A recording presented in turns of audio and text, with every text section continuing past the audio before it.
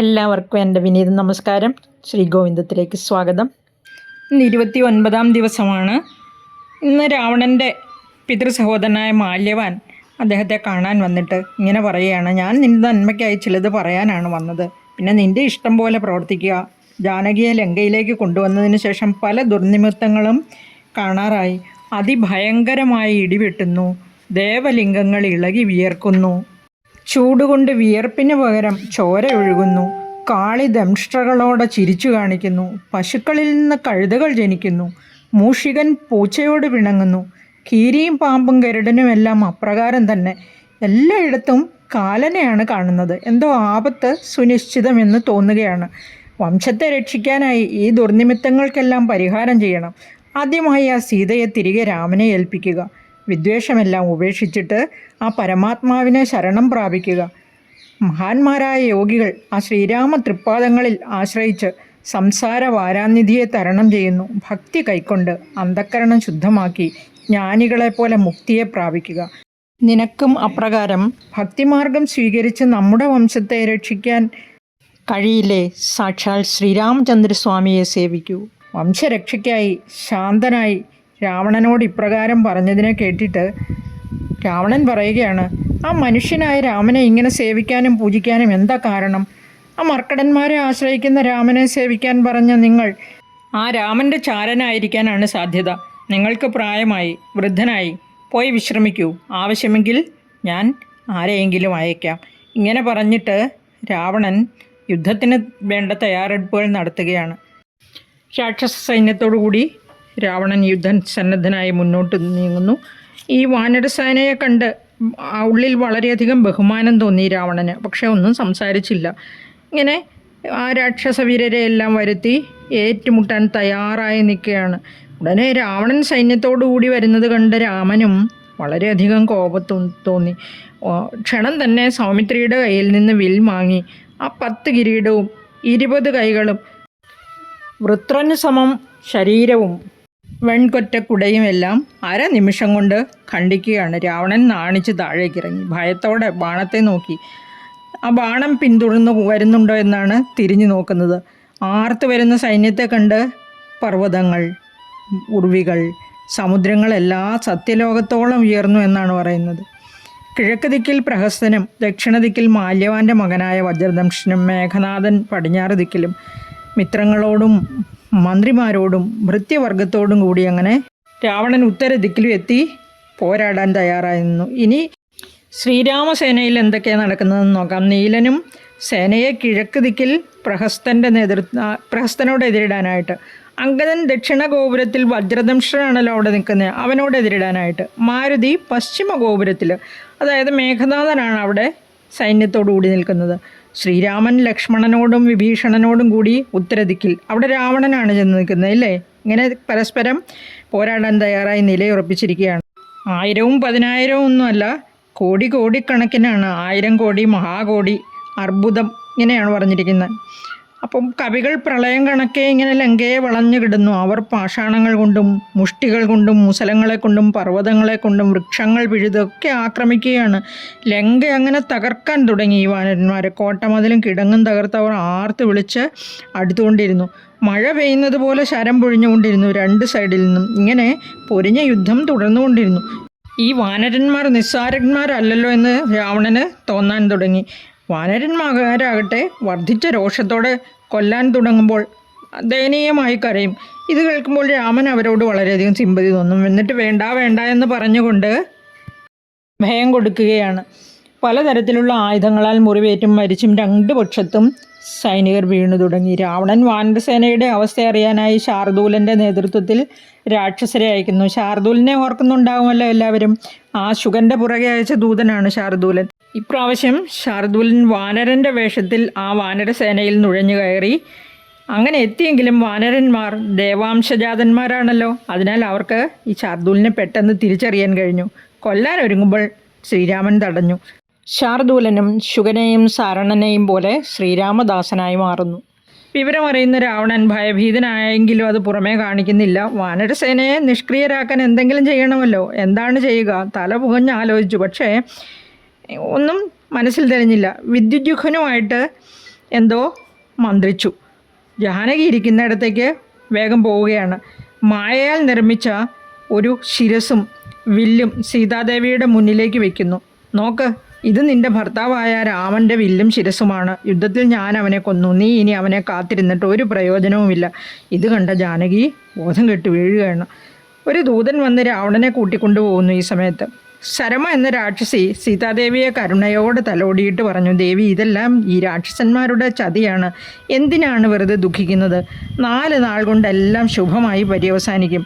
ദുഷ്ടനെ ദേവിയുടെ സ്വാമി കൊല്ലും എന്നിങ്ങനെ ആശ്വസിപ്പിച്ചു. ശരമ പറയുന്നത് കേട്ട് പാവം സീതാദേവിക്ക് വല്ലാത്ത സന്തോഷം തോന്നി. ഇങ്ങനെ 2 പക്ഷത്തും നാശനഷ്ടങ്ങൾ കണ്ട് ശ്രീരാമൻ അംഗദനെ വിളിച്ചു പറയുകയാണ്, അംഗദ, നീ പോയി രാവണനോട് ഇപ്രകാരം ഉണർത്തിക്കുക. ഇങ്ങനെയാണ് പറയുന്നത്, ഒന്നുകിൽ സീതാദേവിയെ കൊണ്ടുവന്ന് ഒട്ടും താമസിയാതെ എൻ്റെ മുമ്പിൽ വയ്ക്കുക. നാണമില്ലേ നിനക്കകത്ത് കയറി ഒളിച്ചിരിക്കാൻ? ശരങ്ങളുടെ സീൽക്കാര ശബ്ദവും വില്ലിൻ്റെ ഞാണൊലി ശബ്ദവും നീ കേൾക്കുന്നില്ലേ? നിന്നെയും നിൻ്റെ രാക്ഷസ സേനയെയും ഈ ലങ്കാപുരവും ഒന്നിച്ച് 1/2 നിമിഷം കൊണ്ട് ഞാൻ അവസാനിപ്പിക്കും. ഇത് കേൾക്കുന്ന രാവണൻ ക്ഷുഭിതനായിട്ട് ദൂതുമായി വന്ന അംഗദനെ വധിക്കാൻ ഒരുങ്ങുകയാണ്. ഉടനെ അംഗദനെ ആക്രമിക്കാൻ ചെന്നവരെ വാനരന്മാർ വധിക്കുന്നു. പിന്നെ ആ മന്ദിരവും തകർത്തിട്ട് മേൽപോട്ട് ഉയർന്നു പൊങ്ങി ശ്രീരാമസ്വാമിയെ എല്ലാ വിവരവും അറിയിക്കുകയാണ്. പിന്നെ മാരുതിയുടെ നേതൃത്വത്തിൽ ഗവയൻ, ഗവാക്ഷൻ, സുഷേണൻ, കുമുദൻ, നളൻ, ഗജൻ എന്നിവർ ചേർന്ന് ആ കിടങ്ങുകൾ നികത്തുകയാണ്. രാക്ഷസന്മാർ പലജാതി ആയുധങ്ങളും അമ്പും വില്ലും വാളും പരിചയും വെൺമഴു, കുന്തം, വലിയ ഇരുമ്പുലക്കകൾ, ഗദകൾ, ദിണ്ടിപാലങ്ങൾ, മുദ്ഗരങ്ങൾ, ചക്രങ്ങൾ എല്ലാം എടുത്തിട്ട് വാനരന്മാരെ നേരിടുന്നു. ഈ ആയുധങ്ങളൊക്കെ പഴയകാലത്തെയാണ്. എല്ലാവർക്കും പുതുമയുള്ളതായിട്ട് തോന്നുന്നില്ലേ? പലരും കേട്ടിട്ട് പോലും ഉണ്ടാകില്ല. നമുക്കിതുമായിട്ടൊക്കെ ഒരു പരിചയം ഉണ്ടായില്ലേ? 352-53 പേജുകളിലാണ് ഈ യുദ്ധവർണ്ണനയുള്ളത്. വാരണനാദവും വാജികൾ നാദവും തേരുകൾ നാദവും ഞാണൊലി നാദവും രാക്ഷസരാർത്ത് വിളിക്കുന്ന നാദവും സിംഹഗർജനം പോലെയുള്ള ഞാണൊലി ശബ്ദം, പിന്നെ കവികളും ജനങ്ങളും ഗർജിക്കുന്നത് എല്ലാം കൂടി ചേർന്ന് പ്രപഞ്ചം മുഴുവൻ മാറ്റൊലിക്കൊണ്ടു എന്നാണ് എഴുതിയിരിക്കുന്നത്. ഇങ്ങനെ ഈ രാക്ഷസന്മാർ കൂടാതെ ആകാശചാരികളായ കിന്നരചാരണന്മാർ, വിദ്യാധരന്മാർ, യക്ഷന്മാർ, അപ്സരസ്, സിദ്ധഗന്ധർവാദി, അതുപോലെ തന്നെ നാരദാദി മുനിമാർ, ഇന്ദ്രൻ തുടങ്ങിയ ദേവന്മാർ, മറ്റു ദേവഗണങ്ങൾ, ഉപദേവന്മാർ എല്ലാവരും തങ്ങളുടെ പത്നിമാരോടുകൂടി വിമാനങ്ങളിൽ ഇങ്ങനെ മുകളിൽ അണിനിരന്ന് ഘോര യുദ്ധം കാണാനായി ആകാശദേശത്ത് നിൽക്കുകയാണ്. ഇന്ദ്രജിത്ത് അംഗദനെ കൊല്ലാനെടുത്തപ്പോൾ സൂതനെയും കൊന്ന് തേരും തകർത്തു അംഗദൻ. ഉടനെ തന്നെ ആ രാക്ഷസപുത്രനായ മേഘനാഥൻ മറ്റൊരു തേരിൽ കയറി യുദ്ധം തുടർന്നു. ഇതിനിടെ ജംബുമാലി മാരുതിയെ ആക്രമിക്കുകയാണ്. മാരുതിയാകട്ടെ അലറി വിളിച്ചുകൊണ്ട് അവൻ്റെ സാരഥിയെയും കൊന്ന് അവൻ്റെ തേരും തകർത്തു. ആ ജംബുമാലിയെയും ക്ഷണം വധിച്ചു കളഞ്ഞു. ഈ സമയം സുഗ്രീവൻ പ്രഹസ്തനോട് ഏറ്റുമുട്ടുന്നു. അങ്ങനെ മിത്രാരിയോട് വിഭീഷണനും നീലൻ നികുംഭനോടും ഏറ്റുമുട്ടുകയാണ്. മഹാഗജൻ തപനനെ കൊന്ന് കൊല വിളിച്ചു. ശ്രീരാമനോട് ആ രക്ഷധ്വജൻ, അഗ്നിധ്വജൻ തുടങ്ങി 10 പേരാണ് പോരാടി കാലപുരി പോയത്. ലക്ഷ്മണനാകട്ടെ വിരൂപാക്ഷനോട് ഏറ്റുമുട്ടി. വാനരപക്ഷം അങ്ങനെ ജയിച്ചു നിൽക്കുകയാണ്. ദാ സൂര്യൻ അസ്തമിച്ചു. അന്നത്തെ യുദ്ധം അങ്ങനെ അവസാനിക്കുകയാണ് കേട്ടോ. അംഗദനോട് ഏറ്റുമുട്ടി മേഘനാഥൻ ആകാശദേശത്ത് പോയി മറഞ്ഞു. അവൻ മായാവിദ്യകളിൽ വളരെ മിടുക്കനാണ് ഈ മേഘനാഥൻ. മേഘനാഥനാകട്ടെ ഈ നാഗാസ്ത്രം എയ്ത് ശ്രീരാമലക്ഷ്മണന്മാരെയും കവികളെയും ബോധം കെടുത്തുന്നു. എല്ലാവരും ബോധം കെട്ട് കിടക്കുകയാണ്. അനന്തരം ലങ്കാപുരിയിലേക്ക് പോവുകയും ചെയ്തു. ദേവന്മാരും താപസന്മാരും വിഭീഷണനും ദുഃഖിതരായിത്തീർന്നു. എല്ലാവരും ബോധം കെട്ടുപോയില്ലേ? അവർ മാത്രമല്ല, പ്രപഞ്ചം മുഴുവനും അങ്ങനെ ദുഃഖം കൊണ്ട് മുങ്ങിപ്പോയി എന്ന് തോന്നുമാറ് ഇങ്ങനെ ശോകമൂകമായ ഒരു അന്തരീക്ഷമായിരുന്നു അവിടെ. പെട്ടെന്ന് നാഗാരിയായ ഗരുഡൻ ശതകോടി സൂര്യപ്രഭയോടുകൂടി ഒരു സുവർണ പർവ്വതം പോലെ താഴേക്ക് ഇറങ്ങി വന്നു. ആ സാമീപ്യത്താൽ തന്നെ നാഗാസ്ത്രബന്ധനത്തിൽ നിന്നും എല്ലാവരും മുക്തരാവുകയാണ്. തന്നെ വണങ്ങിയ ഭഗവാന്റെ അനുഗ്രഹവും വാങ്ങി പക്ഷിശ്രേഷ്ഠനായ ഗരുഡൻ അപ്പോൾ തന്നെ അവിടെ നിന്ന് മറഞ്ഞു. മുൻപുണ്ടായിരുന്നതിനേക്കാൾ വേഗത്തോടും ബലത്തോടും ഈ കവികളും ശ്രീരാമ ലക്ഷ്മണാദികളും വളരെ ശക്തമായി വീണ്ടും ആ രാക്ഷസ പരീക്ഷകളോട് ഏറ്റുമുട്ടി. അവർ കയ്യിൽ കിട്ടിയതെല്ലാം എടുത്തെറിയുന്നു. രാവണൻ ചിന്തിക്കുകയാണ്, അവരെ എല്ലാം കൊന്നിട്ട് എൻ്റെ മകൻ ഇങ്ങ് വന്നിട്ട് അധിക സമയം ആയിട്ടില്ലല്ലോ, അതിനകം വീണ്ടും ഇങ്ങനെ ഒരു ആക്രമണം. എന്താണ് ഈ ശബ്ദം? സേവകരെ വിളിച്ച് അന്വേഷിച്ചു വരുവാൻ ആജ്ഞാപിക്കുകയാണ്. ദൂതന്മാർ വന്ന് പറഞ്ഞു, ആ വാനരന്മാർ മരിച്ചൊന്നുമില്ല. അത്യന്തം പരാക്രമത്തോടെ വീണ്ടും തീക്കൊള്ളിയും ഏന്തി മുകളിൽ കയറിയെന്ന് വെല്ലുവിളിച്ചുകൊണ്ടിരിക്കുകയാണ്. പുരുഷജാതിയിൽ പിറന്നവരാണെങ്കിൽ പുറത്തിറങ്ങി ചെല്ലാനാണ് വെല്ലുവിളിക്കുന്നത്. രാവണൻ ഇതിന് ഉത്തരമായിട്ട് ഇങ്ങനെ പറഞ്ഞു: ആ അഹങ്കാരികളായ മനുഷ്യരെയും കുരങ്ങന്മാരെയും നേരിടാൻ ധൂമ്രാക്ഷൻ സൈന്യസമേതം പോകട്ടെ. ധൂമ്രാക്ഷൻ രാവണനെ നമസ്കരിച്ചിട്ട് പോവുകയാണ്. വേഗം യുദ്ധം ജയിച്ചു വരിക എന്ന് രാവണൻ അവനെ ആശീർവദിക്കുകയും ചെയ്യുന്നു. അവൻ വന്ന വഴിയെ മാരുതിയോടാണ് ഏറ്റുമുട്ടുന്നത്. രാക്ഷസന്മാർ ഇങ്ങനെ പലതരം ആയുധങ്ങളാൽ ആക്രമിക്കുമ്പോൾ വാനരന്മാരാകട്ടെ പർവ്വതങ്ങളും കല്ലുകളും മരങ്ങളും ഉപയോഗിച്ചാണ് പ്രത്യാക്രമണം നടത്തുന്നത്. ഘോരമായ യുദ്ധം തുടരുകയാണ്. രണ്ടു പക്ഷത്തും ഒട്ടേറെ പേർ മരിച്ചു വീണ് ചോരപ്പുഴകൾ ഒഴുകി തുടങ്ങി. മാരുതി ഒരു കൊടുമുടി തന്നെ അടർത്തിയെടുത്ത് രാക്ഷസന്മാരുടെ നേരെ എറിയുന്നു. തേരിൽ നിന്നും ധൂമ്രാക്ഷൻ ചാടി ഇറങ്ങി ഒഴിഞ്ഞു മാറിയതിനാൽ അവൻ രക്ഷപ്പെട്ടു. പക്ഷേ തേരും കുതിരകളും സാരഥിയും തവിടുപൊടിയായി. മാരുതിക്കും കോപം വർദ്ധിച്ചിട്ട് ഒന്നുകൂടെ അപ്രകാരം എറിയുന്നു. ധൂമ്രാക്ഷൻ മാരുതിയെ തിരിച്ചും ഗത കൊണ്ട് പ്രഹരിക്കുന്നു. അടുത്ത ഏറിൽ ധൂമ്രാക്ഷൻ വധിക്കപ്പെടുകയാണ്. മറ്റു രാക്ഷസന്മാർ പേടിച്ചോടി. നേതാവ് പോയാൽ പിന്നെ ബാക്കിയുള്ളവരുടെ കാര്യം പറയണോ? അവരും പിന്തുടർന്ന് പോവുകയാണ്. പിന്നെന്ത് യുദ്ധം! രാക്ഷസ സ്ത്രീകളുടെ വിലാപം ഇങ്ങനെ ഉയർന്നു കേൾക്കുകയാണ്. ധൂമ്രാക്ഷൻ പോയി. അനന്തരം രാവണൻ മഹാബലവാനായ വജ്രദംഷ്ടനെ അയക്കുകയാണ്. അനുഗ്രഹം വാങ്ങി ദക്ഷിണ ഗോപുരത്തിലേക്ക് പോവുകയാണ് വജ്രദംഷ്ടൻ. ഘോര യുദ്ധത്തിന് ശേഷം അംഗദൻ വജ്രദംഷ്ടനെയും വധിക്കുന്നു. കബന്ധങ്ങൾ നൃത്തം ചെയ്യുകയാണ് ആ യുദ്ധാങ്കണത്തിൽ. അനന്തരം വൻപടയുടെ അകമ്പടിയോടുകൂടി അകമ്പനനെ തന്നെയാണ് യുദ്ധത്തിന് അയക്കുന്നത്. അകമ്പനൻ്റെ വരവ് കണ്ട ആ ഭൂമി വിറവുണ്ടു എന്നാണ് പറയുന്നത്. പശ്ചിമ ഗോപുരത്തൂടെയുള്ള അവൻ്റെ വരവ് അത്രയ്ക്ക് ഭയാനകമായിരുന്നു. അതുപോലെ തന്നെ ഘോരം യുദ്ധം ചെയ്യാനായിട്ട് ആർത്ത് വിളിച്ച് വെല്ലുവിളിച്ചാണ് വരുന്നത്. മാരുതിയാണല്ലോ പശ്ചിമ ഗോപുരത്തിൽ നിൽക്കുന്നത്. അകമ്പനനും മാരുതിയോട് ഏറ്റുമുട്ടി കാലപുരത്തെത്തി. എല്ലാവരും മാരുതിയെ പാടി സ്തുതിക്കുകയാണ്. മഹാബലവാനായിരുന്നു അകമ്പനൻ. അവനെ വധിക്കുന്നത് നിസ്സാര കാര്യമല്ലല്ലോ. അതിനാൽ തന്നെ ദേവന്മാർക്ക് വരെ വളരെയധികം സന്തോഷം തോന്നി. അവർ പുഷ്പവൃഷ്ടി നടത്തുകയാണ്. രാവണൻ എല്ലായിടവും ചുറ്റി നടന്ന് നിരീക്ഷിക്കുകയാണ്. ആ സുബേലാചലത്തിന് മുകളിൽ വാനരപ്പട അങ്ങനെ പരന്ന് നിരന്ന് കിടക്കുന്നത് കണ്ടിട്ട് രാവണൻ ഭയഭീതനാവുകയാണ്. അടുത്തതായി പ്രഹസ്തനെ യുദ്ധത്തിനായി അയക്കുന്നു. ലങ്കയിലുള്ള കോടിക്കണക്കിന് സൈന്യത്തിൽ 1/4 പ്രഹസ്തൻ്റെ നേതൃത്വത്തിലാണ്. അക്രമശാലിയായ പ്രഹസ്തൻ ഈ വാനരപ്പടയെ എതിരിട്ട് ജയിക്കുമെന്ന് രാവണൻ കരുതുന്നു. പ്രഹസ്തൻ തൻ്റെ 4 മന്ത്രിമാരോടും വൻപടയോടും കൂടി പുറപ്പെടുകയാണ്. ഇറങ്ങിയപ്പോൾ ചില ദുർനിമിത്തങ്ങളൊക്കെ കണ്ടു. എന്നിരിക്കലും കിഴക്ക് ദിശയിലേക്ക് തിരിഞ്ഞു പോവുകയാണ്. അവിടെ അഗ്നിപുത്രനായ നീലനും സേനയുമാണല്ലോ ഉള്ളത്. അവർ തമ്മിൽ ഘോരയുദ്ധം തുടരുന്നു. 2 പക്ഷത്തും സൈനികരും ആനകളും കുതിരകളും ചത്തുവീഴുകയാണ്. ചോരപ്പുഴകൾ 4 പാടും പരന്നൊഴുകി. ബ്രഹ്മപുത്രനായ ജാമ്പവാൻ, രാവണൻ്റെ മന്ത്രിമാരായ കുംഭകനു, ദുർമുഖൻ, മഹാനാഥൻ, സമുന്നതൻ എന്നിവരെ വധിക്കുന്നു. നീലനുമായുള്ള ദ്വന്ദ്വയുദ്ധത്തിൽ പ്രഹസ്തനും വധിക്കപ്പെടുകയാണ്. അങ്ങനെ തൻ്റെ സേനാപതിയായ പ്രഹസ്തനും 4 മന്ത്രിമാരും വൻപടയും മരിച്ചതറിഞ്ഞ് രാവണൻ കോപിഷ്ഠനായി സ്വയം യുദ്ധത്തിന് പുറപ്പെടുന്നു. അയച്ചവരെല്ലാവരും നേരെ കാലപുരിക്ക് പോയപ്പോൾ പിന്നെ രാവണൻ പറഞ്ഞു: ഇനി ഞാൻ ആരെയും അയക്കുന്നില്ല, ഞാൻ തന്നെ അവരെ നേരിടാൻ പോകുന്നു. നമ്മുടെ കൂടെയുള്ളവർ പോന്നിടുക. ശീഘ്രം നമ്മുടെ തേരും വരുത്തുക. തൽക്ഷണം 1000 കുതിരകളെ പൂട്ടിയ സ്വർണ്ണ തേര് വായുവേഗത്തിലാണ് വരുന്നത്. 10 തലകളിലും കിരീടം, 20 കൈകളിലും പലവിധ ആയുധങ്ങൾ, ആലവട്ടങ്ങൾ, വെൺചാമരങ്ങൾ, നീലത്തഴകളും മുത്തുക്കുടകളെല്ലാം കൊണ്ട് മനോഹരമായി അലങ്കരിച്ച ആ തേരിൽ രാവണൻ അങ്ങനെ വിളങ്ങി നിന്നു. മന്ത്രിമാരും മക്കളും മരുമക്കളും തമ്പിമാരും ബന്ധുക്കളും സൈന്യപാലകരും വടക്കേ ഭാഗത്തുള്ള മുഖ്യ ഗോപുരത്തിലൂടെ വരുന്നത് കണ്ട ശ്രീരാമസ്വാമി കണ്ണുകൊണ്ട് സംജ്ഞ കാണിച്ചിട്ട് വിഭീഷണനോട് പറഞ്ഞു: നല്ല വീരന്മാർ ഇതാ വരുന്നത് കാൺകെടോ.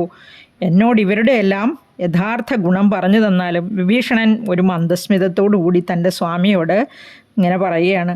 ആ ബാലാരുണൻ്റെ ശോഭയോടെ അമ്പും വില്ലുമേന്തി ആനക്കഴുത്തേറി വരുന്നത് അകമ്പനൻ.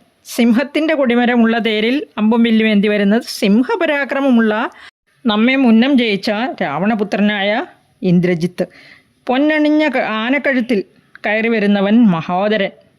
ഇനി ആ കുതിരപ്പുറത്ത് ഇരുമ്പുലക്കയും തിരിച്ചു വരുന്നത് നരാന്തകൻ. ആ വെള്ളെരുതിൻ്റെ മുകളിൽ കയറി തൃശൂലവും തുള്ളിച്ചു വരുന്നവൻ തൃശിരസ്. അതിനപ്പുറത്തെ തേരിൽ വരുന്നത് ദേവാന്തകൻ. കുംഭകർണൻ്റെ മക്കളാണ് കുംഭനും തമ്പി നികുംഭനും. അവർ 2 പേരുടെയും കയ്യിൽ ഇരുമ്പുലക്കകളുണ്ട്. ഇവരെ എല്ലാം കൂട്ടി രാവണൻ നമ്മെയെല്ലാം വധിക്കാനായി വരികയാണ്. വിഭീഷണൻ എല്ലാവരെയും പരിചയപ്പെടുത്തി കൊടുത്തപ്പോൾ രാഘവൻ പറഞ്ഞു: ഇവരെയെല്ലാം വധിച്ച് ഞാൻ ഇന്ന് എൻ്റെ മനസ്താപം തീർക്കുന്നുണ്ട്. രാവണൻ ഈ സമയം പറയുന്നു: നമ്മളെല്ലാവരും പോന്നാൽ അവർ ലങ്കയിലേക്ക് പ്രവേശിക്കും. അതുകൊണ്ട് ഇവരോട് ഏറ്റുമുട്ടാൻ ഞാൻ മാത്രം മതിയാകും. നിങ്ങൾ ശത്രുക്കൾ ലങ്കാപുരിയിലേക്ക് പ്രവേശിക്കാതെ നോക്കിയാലും രാവണൻ്റെ ആജ്ഞ അനുസരിച്ച് അവർ ലങ്കയ്ക്ക് കാവൽ നിൽക്കുന്നു. രാവണൻ നല്ല കലിയോടെ രോഷത്തോടെ വാനരപ്പടയുടെ നേരെ ശരമാരി ചൊരിയുകയാണ്. അവരാകട്ടെ പിടിച്ചു നിൽക്കാൻ കെൽപ്പില്ലാതെ ശ്രീരാമചന്ദ്രസ്വാമിയെ അഭയം പ്രാപിക്കുകയും ചെയ്യുന്നു. ശ്രീരാമനും അമ്പും വില്ലുമായി മുമ്പിൽ നിന്ന് പൊരുതുന്നു. ഈ സമയം ലക്ഷ്മണൻ പറയുകയാണ്, വമ്പനായ ഇവനോട് ആദ്യം യുദ്ധം ചെയ്യാൻ എനിക്ക് അനുവാദം നൽകിയാലും ജ്യേഷ്ഠ. ശ്രീരാമൻ പറഞ്ഞു, ഇന്ദ്രൻ പോലും ഈ രാവണനോട് ഏറ്റുമുട്ടിയാൽ തോറ്റുപോകും. അത്രയ്ക്ക് മായാവിയാണിവൻ. പിന്നെ ഇവർ യുദ്ധനീതിയും ധർമ്മവും നോക്കാത്ത അധർമ്മികളാണ്. ഇവർക്ക് നീതി ധർമ്മമൊന്നും ബാധകമല്ല. പിന്നെ മഹേശ്വരന് പ്രിയപ്പെട്ടവനാകയാൽ ചന്ദ്രഹാസം എന്ന വിശിഷ്ടമായ വാളും ഇവൻ്റെ കയ്യിലുണ്ട്. ഇതെല്ലാം ആലോചിച്ചു വേണം ഇവനോട് ഏറ്റുമുട്ടാൻ. എല്ലാം കേട്ട് കഴിഞ്ഞപ്പോൾ ലക്ഷ്മണൻ പിൻവാങ്ങുകയാണ്. മുൻപിൽ നിൽക്കുന്നത് തൻ്റെ സ്വാമിയുടെ പ്രിയപത്നിയെ കട്ടവനാണല്ലോ എന്ന് ഓർത്തപ്പോൾ മാരുതിയുടെ കോപം ഇരട്ടിച്ചു. ആ തേരിലേക്ക് കുതിച്ചു ചാടിയിട്ട് പറഞ്ഞു, പാവൻ രാക്ഷസന്മാരെയും നിർദോഷികളായ ദേവന്മാരെയും താപസന്മാരെയും മറ്റുള്ള സജ്ജനങ്ങളെയും നിത്യവും ദ്രോഹിക്കുന്ന നിന്റെ നാശം ഈ വാനരവംശത്താൽ തന്നെയാണിടോ. നിന്നെ അടിച്ചു കൊല്ലാനാണ് ഞാൻ വന്നത്. നീ വീരനാണെങ്കിൽ എന്നോട് ഏറ്റുമുട്ട്. നിന്റെ മകനായ അക്ഷകുമാരനെ കൊന്നത് ഈ ഞാൻ തന്നെയാണിടോ. ഇങ്ങനെ പറഞ്ഞ് ഒരടി വലത് കരത്താൽ. രാവണൻ അടി കൊണ്ട് വിറച്ച് താഴെ വീണു. എന്തൊരു കഷ്ടമല്ലേ, ലജ്ജാകരം. ഒരു വാനരൻ്റെ അടിയേറ്റ് താഴെ വീഴുന്നു. ചാടി എഴുന്നേറ്റ് നിൽക്കുകയാണ് ഉടനെ തന്നെ. രാവണൻ പറഞ്ഞു, ഇവിടേക്ക് വന്ന കവികളിൽ ശക്തനാണല്ലോ ഭവാൻ. മാരുതി പറയുകയാണ്, എൻ്റെ തല്ലുകൊണ്ടവരാരും ഇന്ന് ജീവനോടിരിപ്പില്ല. നീ ഏതായാലും മരിച്ചില്ലല്ലോ. നമുക്കിന്ന് കുറച്ചു നേരം ഏറ്റുമുട്ടി നോക്കാം. ഞാൻ ദുർബലനാണെന്നും നീ ശക്തനാണെന്നും അതിനർത്ഥമില്ല. രാവണൻ മാരുതിയെ തിരിച്ചടിക്കുന്നു. മാരുതിയും വീഴുന്നു. മാരുതിയുടെ ബോധം പോയി. നീലൻ വേഗം രാവണൻ്റെ തേരിൽ കയറിയിട്ട് ആ രാവണൻ്റെ 10 തലകളിലും ചവിട്ടി നൃത്തം ചെയ്യാൻ തുടങ്ങി. കിരീടങ്ങളിലും കൊടിമരത്തിലും അമ്പിലും വില്ലിലും നൃത്തം ചെയ്തപ്പോൾ നാരദനും അതിനൊത്ത് വീണ വായിച്ച് ഇങ്ങനെ ആസ്വദിക്കാൻ തുടങ്ങി. ഉടനെ രാവണൻ പാവകപുത്രനായ നീലനെ പാവകാസ്ത്രം എയ്ത് തള്ളിയിട്ടു. ഇത് കണ്ട ലക്ഷ്മണൻ കോപത്തോടെ രാവണനോടെടുത്തു. ഘോരഘോരം ശരവർഷം തൂകുകയാണ്. ശരങ്ങൾ തുരുതുരാ വീഴുന്നതിനാൽ പോർക്കളം കാണാൻ പറ്റാത്ത അവസ്ഥയായി. രാവണൻ്റെ വില്ല് ലക്ഷ്മണൻ പൊടിച്ചു കളഞ്ഞു. രാവണൻ മയൻ സമ്മാനിച്ച വേൽ ലക്ഷ്മണൻ്റെ നേർക്ക് പ്രയോഗിച്ചു. ആ ശരങ്ങൾ കൊണ്ട് അതിനെ തടയാൻ കഴിയാതെ ലക്ഷ്മണൻ താഴെ വീഴുകയാണ്. രാവണൻ ലക്ഷ്മണനെ എടുത്തുയർത്താൻ നോക്കിയെങ്കിലും സാധിക്കുന്നില്ല. ശ്രീരാമസ്വാമിയുടെ ശക്തി വൈഭവം ഒരു നിമിഷം രാവണൻ ഓർത്തുപോയി. മാരുതി വേഗം രാവണനെ അടിക്കുന്നു. ചോര ഛർദ്ദിച്ച് തേരിലേക്ക് വീഴുകയാണ് രാവണൻ. മാരുതി ക്ഷണനേരം കൊണ്ട് ലക്ഷ്മണനെ പുഷ്പം പോലെ തൂക്കിയെടുത്ത് ശ്രീരാമസ്വാമിയുടെ മുമ്പിൽ വയ്ക്കുന്നു. ഭഗവാന്റെ പ്രഭാവത്താൽ മയൻ്റെ വേൽ ലക്ഷ്മണൻ്റെ മാറിൽ നിന്നും ഉയർന്ന് തിരികെ രാവണൻ്റെ കയ്യിലെത്തുന്നു. ശ്രീരാമൻ യുദ്ധം തുടങ്ങുകയാണ് വീണ്ടും. മാരുതി ശ്രീരാമൻ്റെ അടുത്ത് ചെന്നിട്ട് തൻ്റെ കണ്ഠത്തിലേറി കുണ്ഠതയൊന്നും കൂടാതെ രാവണനോട് ഏറ്റുമുട്ടാൻ പറയുന്നു. അതുപോലെ തന്നെ യാതൊരു ദുഃഖവുമില്ലാതെ ക്ലേശവുമില്ലാതെ അവനെ കൊല്ലാനായി മാരുതിയുടെ കണ്ഠത്തിലേറി രാവണ സമീപമെത്തിയ ശ്രീരാമൻ ഇപ്രകാരം പറഞ്ഞു, ഞാൻ നിന്നെ ഒന്ന് അടുത്ത് കാണാൻ വളരെയധികം ആഗ്രഹിച്ചിരുന്നു. ഇന്നാണ് അതിന് യോഗം ഉണ്ടായത്. നിന്നെയും നിൻ്റെ കൂടെ വന്നവരെയും കൊന്ന് ഈ 3 ലോകങ്ങളെയും ഇന്ന് രക്ഷിക്കുന്നുണ്ട്. എൻ്റെ മുമ്പിൽ നീ അരക്ഷണം നിൽക്ക്. രണ്ടുപേരും പരസ്പരം അത്യന്തം ഭീഷണമായ യുദ്ധം തുടരുകയാണ്. സമുദ്രങ്ങൾ ഇളകി മറിഞ്ഞു, കാറ്റിന് ശക്തി പ്രാപിച്ചു, പർവ്വതങ്ങൾ കുലുങ്ങി തുടങ്ങി, അതുപോലെ തന്നെ ഭൂമി വിറകൊള്ളാൻ തുടങ്ങി. രണ്ടുപേരും പരസ്പരം അത്യന്തം കോപത്തോടെ ഘോരഘോരം യുദ്ധം ചെയ്യുകയാണ്. ഇങ്ങനെ ഭീഷണമായ യുദ്ധമാണ്. കോപം മുഴുത്ത ശ്രീരാമൻ രാവണൻ്റെ മാറിടം ലക്ഷ്യമാക്കി അമ്പയക്കുന്നു. ബാണപ്രയോഗത്താൽ രാവണൻ്റെ കയ്യിൽ നിന്നും അമ്പും വില്ലും താഴെ വീഴുന്നു. രാവണൻ ക്ഷീണിതനായത് കണ്ട് ശ്രീരാമൻ പെട്ടെന്ന് തന്നെ കൊടിമരം, കുടകൾ, കുതിരകൾ, കിരീടങ്ങൾ എല്ലാം തകർത്ത് സാരഥിയെയും കൊന്നുകളഞ്ഞു. ശ്രീരാമൻ പറഞ്ഞു, നിനക്ക് നല്ല ക്ഷീണവും താപവുമുണ്ട്, പോയി വിശ്രമിച്ചാലും ഇനി സന്നാഹങ്ങളുമായി നാളെ രാവിലെ വന്നാലും. ശ്രീരാമൻ്റെ വാക്ക് കേട്ട് പേടിച്ച രാവണൻ വേഗം വേഗം നടന്നുപോയി എന്നാണ് എഴുതിയിരിക്കുന്നത്. രാഘവൻ്റെ ബാണം പിറകിൽ നിന്നും വരുന്നുണ്ടോ എന്ന് തിരിഞ്ഞ് നോക്കിയാണ് രാവണൻ പോയിക്കൊണ്ടിരുന്നത്. അങ്ങനെ നടന്ന് വല്ല വിധേനയും ലങ്കാപുരിയിൽ എത്തിച്ചേരുന്നു. ലങ്കയിലെത്തിയ രാവണൻ ചിന്തിക്കുകയാണ്, ആ മാരുതി ജംബുമാലിയെയും ധൂമ്രാക്ഷനെയും അകമ്പനെയും മഹാഗജൻ തപനനെയും അതുപോലെ തന്നെ അങ്കദൻ വജ്രദംഷനെയും കുംഭകനു, ദുർമുഖൻ, മഹാനാഥൻ, സമുന്നതൻ എന്നിവരെ ജാമ്പവാനും നീലൻ വജ്രദംഷനെ ദ്വന്ദ്വയുദ്ധത്തിലും വധിച്ചു കളഞ്ഞുവല്ലോ. തൻ്റെ പുത്രനായ മേഘനാഥൻ്റെ നാഗാസ്ത്ര പ്രയോഗത്താൽ ശ്രീരാമനെയും ലക്ഷ്മണനെയും മറ്റു വാനരന്മാരെയും ബോധഹീനരാക്കിയെങ്കിലും ഗരുഡ സാമീപ്യത്തിൽ അവരെല്ലാം മോഹാലസ്യം വിട്ടുണർന്ന് പൂർവാധികം ശക്തിയോടെ പൊരുതുകയും ചെയ്തു. പ്രബലന്മാരായ രാക്ഷസന്മാർ ഓരോരുത്തരും കാലപുരി പൂകി. ഇനി എന്തു വേണ്ടു എന്നിങ്ങനെ രാവണൻ ചിന്തിക്കുകയാണ് വീണ്ടും. നേരിട്ട് പോയി യുദ്ധം ചെയ്തെങ്കിലും കാര്യമായ പുരോഗതിയും ഒന്നും ഉണ്ടായില്ല. രാവണൻ്റെ തേരും കൊടിയും കുടകളും കിരീടങ്ങളും എല്ലാം തകർത്ത് കളഞ്ഞുവല്ലോ. രാവണനെ പക്ഷേ വധിച്ചില്ല. എന്തുകൊണ്ടാണ് രാവണനെ വധിക്കാത്തത്? ആ തേരും കിരീടങ്ങളും എല്ലാം തകർത്ത് കളഞ്ഞു. രാവണനോട് പറഞ്ഞു, ഇനി നാളെ വന്ന് യുദ്ധം ചെയ്താൽ മതി. എന്തുകൊണ്ടായിരിക്കും അങ്ങനെ പറഞ്ഞത്? രാവണൻ്റെ മാറിടം ലക്ഷ്യമാക്കി ഒരു അമ്പെയ്താലും മതിയായിരുന്നല്ലോ. പക്ഷേ വില്ലു മുറിഞ്ഞ് താഴെ വീണതല്ലാതെ രാവണനൊന്നും സംഭവിച്ചില്ല. അതാണ് നടന്നത്. സൂര്യൻ അസ്തമിച്ചതിനാൽ യുദ്ധം മതിയാക്കി നാളെ വീണ്ടും യുദ്ധം തുടരാം എന്ന് പറഞ്ഞ് രാവണനെ യുദ്ധക്കളത്തിൽ നിന്നും മടക്കി അയക്കുകയും ചെയ്തു. യുദ്ധനിയമമാണത്. സൂര്യാസ്തമയത്തിന് ശേഷം യുദ്ധം ചെയ്യാൻ പാടില്ല എന്നുള്ളത്. ധർമ്മമാർഗത്തെ മാത്രം അവലംബിക്കുന്ന ആ മര്യാദാ പുരുഷോത്തമൻ, മാതൃകാ രാജാവ്, ശത്രുക്കൾക്കും ജീവൻ ദാനം ചെയ്യുന്നവൻ, ആശ്രയം കൊടുക്കുന്നവൻ രാവണൻ സ്വന്തം കാര്യസാധ്യത്തിന് ബന്ധുമിത്രാദികളെ പോലും പാട്ടിലാക്കുന്നു, വശംവദരാകാത്തവരെ കൊല്ലുന്നു. ധർമ്മം ജയിക്കുമോ അധർമ്മം ജയിക്കുമോ? സത്യവും ധർമ്മവും പരിപാലിക്കാൻ ആ ശ്രീരാമചന്ദ്രനും വാനരപ്പടയും എന്തെല്ലാം കഷ്ടങ്ങൾ സഹിക്കേണ്ടി വരും, എന്തെല്ലാം കഷ്ടങ്ങൾ സഹിക്കേണ്ടി വന്നിരിക്കുന്നു. ശ്രീരാമൻ യുദ്ധത്തിൽ മുറിവേറ്റവരെല്ലാം സിദ്ധൌഷധങ്ങൾ നൽകി സുഖപ്പെടുത്തുകയാണ്. ഭഗവാന്റെ സ്പർശനം തന്നെ സിദ്ധൌഷധമായിരിക്കെ വേറെ ഔഷധത്തിൻ്റെ ആവശ്യമുണ്ടോ? ആ രാവണനാകട്ടെ തൻ്റെ ഭൃത്യന്മാരോട് തൻ്റെ അവസ്ഥകൾ പറഞ്ഞ് ദുഃഖിച്ചിരിക്കുകയാണ്. വീണ്ടും ഇങ്ങനെ ആലോചിച്ച് ഇരുന്ന കാര്യങ്ങൾ മറ്റുള്ളവരോട് പറയുകയാണ്. നമ്മുടെ ബലം, വീര്യം, പരാക്രമം, പൗരുഷം, ധനം എല്ലാം നഷ്ടപ്പെട്ടു. കഷ്ടകാലം തുടങ്ങിയെന്ന് തോന്നുന്നു. പണ്ട് എന്നെ ശപിച്ചവരുടെ എല്ലാം ശാപവാക്കൾ ഇന്ന് പരമാർത്ഥമായി മാറിയിരിക്കുന്നു. രാവണന് പതിവ്രതകളായ പല സ്ത്രീകളുടെയും ശാപം ലഭിച്ചിട്ടുണ്ട്. അതിൽ പ്രധാനപ്പെട്ട ഒന്ന് ദേവഗുരുവായ ബൃഹസ്പതിയുടെ മകൻ കുശധ്വജൻ്റെ മകളായ വേദവതിയുടേതായിരുന്നു. മാധവനായ ആ മഹാവിഷ്ണു തൻ്റെ മകളുടെ ഭർത്താവാകണമെന്ന് അച്ഛനായ കുശധ്വജൻ ആഗ്രഹിച്ചിരുന്നു. ഇതേസമയം രാവണൻ വേദവതിയെ ചോദിച്ചുകൊണ്ട് മഹർഷിയെ സമീപിച്ചെങ്കിലും മാധവൻ തൻ്റെ മകളുടെ ഭർത്താവാകണം എന്ന് അദ്ദേഹം ആഗ്രഹിക്കുന്നതായി അറിയിച്ചപ്പോൾ ഈ രാവണൻ അദ്ദേഹത്തെ ചതിച്ചു കൊന്നു. മാതാവും ഉടനെ തന്നെ അച്ഛൻ്റെ വഴി അനുഗമിച്ചു. അന്ന് തുടങ്ങി വേദവതി ഭഗവാനെ തപസ് ചെയ്തുവെന്നു. ആകാശത്തൂടെ ഇങ്ങനെ വിമാനമാർഗം സഞ്ചരിച്ചു കൊണ്ടിരുന്ന രാവണൻ വേദവതിയെ കാണുകയും സുന്ദരിയായ അവളിൽ ആകൃഷ്ടനാകുകയും ചെയ്തു. തേരിൽ നിന്നും താഴെ ഇറങ്ങി വന്ന് വേദവതിയോട് തന്നെ ഭർത്താവായി സ്വീകരിക്കണമെന്ന് പറഞ്ഞു. എൻ്റെ ഈ ഒരു കയ്യോളം ബലമില്ല വിഷ്ണുവിന്, നിൻ്റെ ഈ യൗവനം ഇങ്ങനെ തപസ് ചെയ്ത് കളയാനുള്ളതല്ല, നീ എൻ്റെ പ്രിയതമയായിരിക്കൂ എന്ന് പറഞ്ഞ് ഉടനെ വേദവതി രാവണനോട് പറഞ്ഞു, താപസിയായ എന്നോട് അനാവശ്യം പറയാതെ, അയോഗ്യ വർത്തമാനം പറയാതെ പോകൂ. കോപിഷ്ഠനായ രാവണൻ ആ സുന്ദരിയുടെ മുടി ചുറ്റിപ്പിടിച്ച് അവളെ ഭീഷണിപ്പെടുത്തുകയാണ്. എന്തു പറഞ്ഞടി നീ എന്ന് ചോദിച്ചു. ഉടനെ അവൾ ശപിച്ചു, എന്നെ തൊട്ടതിനാൽ ഞാൻ നിന്നെ വധിക്കുന്നില്ല. വധിച്ചാൽ എൻ്റെ തപസ് മുടങ്ങുമല്ലോ. ഞാൻ ഇപ്പോൾ തന്നെ എൻ്റെ ഈ ദേഹം ഉപേക്ഷിച്ചിട്ട് രാജാവിൻ്റെ പുത്രിയായി അയോനിജയായി ഉടൻ തന്നെ ജന്മമെടുക്കും. നിനക്കും നിൻ്റെ വംശത്തിനും ഞാൻ മൂലം തന്നെ നാശമുണ്ടാകും. രാവണനെ ഇങ്ങനെ ശപിച്ചിട്ട് അഗ്നിയെ ജ്വലിപ്പിച്ച് വേദവതി തൻ്റെ ദേഹം ഉപേക്ഷിക്കുന്നു. ആ വേദവതിയാണ് പിന്നീട് അയോനിജയായി സീതാദേവിയായി ജനക മഹാരാജാവിൻ്റെ കൊട്ടാരത്തിൽ വളർന്നു വന്നത്. വാനരന്മാർ മൂലം വംശനാശം സംഭവിക്കുമെന്നൊരു ശാപവും രാവണന് ലഭിച്ചിട്ടുണ്ടായിരുന്നു. അത് ഞാൻ വേറെ ഉത്തരരാമായണത്തിൽ പറഞ്ഞിട്ടുണ്ട്. അപ്പോൾ ആ പ്ലേലിസ്റ്റിലുണ്ട്, ലിങ്ക് കൊടുക്കുന്നുണ്ട് ഡിസ്ക്രിപ്ഷൻ ബോക്സിൽ, നോക്കിയാൽ അതറിയാം. വിശദമായി പറഞ്ഞിട്ടുണ്ട്. രാവണൻ തൻ്റെ അനുചരന്മാരോട് പറഞ്ഞു, എനിക്ക് കിട്ടിയ ശാപങ്ങൾ എല്ലാം അനുഭവിക്കേണ്ട സമയമായി എന്ന് തോന്നുന്നു.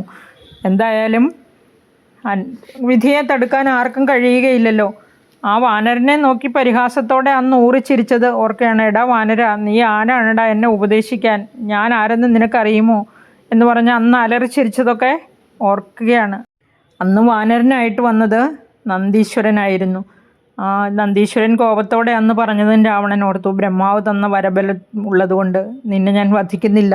നീ എന്നെ വാനരൻ എന്ന് വിളിച്ച് പരിഹസിച്ച് ചിരിച്ചല്ലോ. എന്നെ പരിഹസിച്ചതിനാൽ നിൻ്റെ വംശനാശം തന്നെ വാനരൻ കാരണമായി സംഭവിക്കും. ഇനിയും എത്രയോ ദേവന്മാരെയും വിപ്രന്മാരെയും പീഡിപ്പിക്കാനുണ്ട്. നിൻ്റെ നാശത്തിന് അധികം കാലമില്ല എന്നിങ്ങനെ അന്ന് നന്ദീശ്വരൻ പറഞ്ഞതും രാവണൻ ഓർമ്മിക്കുന്നു. ഇനി എന്തായാലും ഇങ്ങനെ ശാപങ്ങളുടെ കഥയെല്ലാം ഒന്നൊന്നായി രാവണൻ്റെ ഓർമ്മയിലേക്ക് വരുന്നു. അങ്ങനെ ഓർമ്മയിലുള്ളതുകൊണ്ടാണല്ലോ ഇപ്പോൾ ഇങ്ങനെ ഭൃത്യന്മാരുടെ മുമ്പിൽ പശ്ചാത്താപത്തോടെ എല്ലാം പറയുന്നതും. പതിവ്രതകളായ സ്ത്രീരത്നങ്ങളുടെ ശാപം ഒരിക്കലും അസത്യമാവുകയില്ല. ബ്രഹ്മാവ് മുതലുള്ള ദേവന്മാരുടെ ശാപം, ആ പാർവതീ ദേവിയുടെ ശാപം, പതിവ്രതകളായ നാരിമാരുടെ ശാപം ഒന്നും വൃഥാവിലാവില്ല. ജയിക്കാനായി ഇനി എന്താണ് ചെയ്യേണ്ടത്? നിങ്ങൾ ചെന്ന് കാലാരിതുല്യനായ പരമേശ്വരതുല്യനായ കുംഭകർണനെ ഉണർത്തുക. 6 മാസം കഴിഞ്ഞ് അവൻ ഉണരൂ. ഇന്നേക്ക് 9 നാളെ ആയുള്ളൂ അവൻ ഉറക്കം തുടങ്ങിയിട്ട്. നിങ്ങൾ അവനെ എൻ്റെ മുമ്പിൽ കൊണ്ടുവന്ന് നിർത്തുക. ഏത് വിധേനയെങ്കിലും ഉണർത്തിക്കൊണ്ട് വരിക. ഇങ്ങനെ രാക്ഷസരാജൻ്റെ നിയോഗം അനുസരിച്ച് കുംഭകർണനെ ഉണർത്താനുള്ള ശ്രമമാണ് പിന്നീട്. ആന, കുതിര, തേര്, കാലാൾ, ചതുരംഗപ്പട ഇവയെല്ലാം ചേർന്ന് കുംഭകർണനെ ഉണർത്താൻ പല വിധത്തിൽ ശ്രമിക്കുന്നുണ്ട്. വാദ്യഘോഷങ്ങൾ, പെരുമ്പറ, ചെവിയുടെ അരികെ ചെന്നിട്ടാണ് ഈ ഘോഷം എല്ലാം എന്ന് വിചാരിക്കണം. നെഞ്ചത്ത് ചവിട്ടി നൃത്തം ചെയ്യുന്നുണ്ട്. കുംഭസഹസ്രം ജലം ഒഴിക്കുന്നു. കുംഭസഹസ്രം എന്ന് പറഞ്ഞാൽ 1000 കുടം ജലം. ആനകളെ കൊണ്ട് മൂക്കിനുള്ളിലെ രോമങ്ങളെല്ലാം പിടിച്ച് വലിപ്പിക്കുന്നുണ്ട്. ഇങ്ങനെ തുമ്പിയേറ്റ് ആ രോമം കൊണ്ട് വലിക്കുമ്പോൾ തുമ്പിയേറ്റ് ആനകൾ അലറിക്കരയുന്നതല്ലാതെ കുംഭകർണൻ എഴുന്നേൽക്കുന്നില്ല. എഴുന്നേറ്റാലോ എന്ന് പേടിച്ച് രാക്ഷസന്മാർ പേടിച്ച് ഓടുകയും ചെയ്യുന്നുണ്ട്. പിന്നെയും വരും. അവസാനം കോട്ടുവായിട്ട് കൊണ്ട് എഴുന്നേറ്റിരുന്നു. കുംഭകർണൻ്റെ മുമ്പിൽ നോക്കൂ, 1000 കുടം മദ്യം, 1000 കുടം രക്തം, മറ്റ് ആഹാര പദാർത്ഥങ്ങൾ എല്ലാം കുന്നുപോലെ കൂട്ടിയിട്ടിരിക്കുകയാണ്.